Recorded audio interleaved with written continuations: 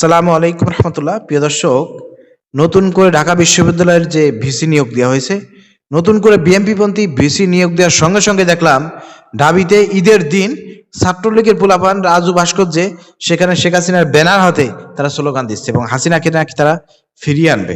প্রিয় দর্শক, চলেন ভিডিও দেখে আসি।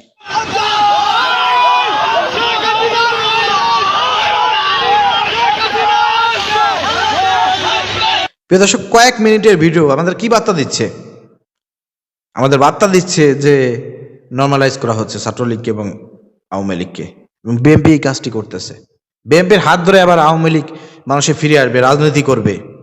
এটা যদি বিএনপি স্বপ্নে দেখে, এই স্বপ্ন কোনোদিন বাস্তবায়ন হবে না। দেশের জনগণ এই স্বপ্ন বাস্তবায়ন করতে দেবে না, কিন্তু সেই পথে হাঁটতেছে। এতে বিএনপি ক্ষতিগ্রস্ত হবে। দেশের জনগণের কাছে বিএনপি কালারিং হয়ে যাবে। দেশের জনগণ বিএনপির উপর খেপে যাবে।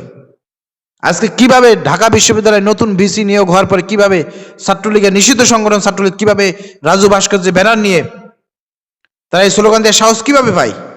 প্রশাসনের দৃষ্টি আকর্ষণ করছি, ফুটেজ দেখে থেকে এদেরকে গ্রেপ্তার করেন। যদি গ্রেপ্তার না করেন তাহলে ভাববো বর্তমান সরকার বিএনপি সরকারের ইন্ধনে এই কাজ তারা করতেছে। তাহলে বলতে চাই, ঢাকা বিশ্ববিদ্যালয়ের শিক্ষার্থীরা তো বেশিরভাগ ঈদে বাড়িতে গেছে ছুটি কাটাইতে, এই সুযোগে তারা এই কাজ করেছে। আপনারা ফিরে আসেন, অ্যাকশনে যান এবং আপনারা সতর্ক থাকেন। আওয়ামী লীগের পুনর্বাসন, এই ছাত্রলীগের পুনর্বাসন এ দেশের মাটিতে হইতে দেওয়া যাবে না। শহীদদের রক্তের সঙ্গে গাদ্দারি, এটা মেনে নেওয়া হবে না। এই কাজটা যদি বিএনপি করে এবং সেই পথে বিএনপি হাঁটতেছে, এর পরিণতি ভালো হবে না। আপনারা বিএনপিকে সতর্ক করেন। খাল কেটে কুমির আনতেছেন, এর পরিণতি খুব খারাপ হবে।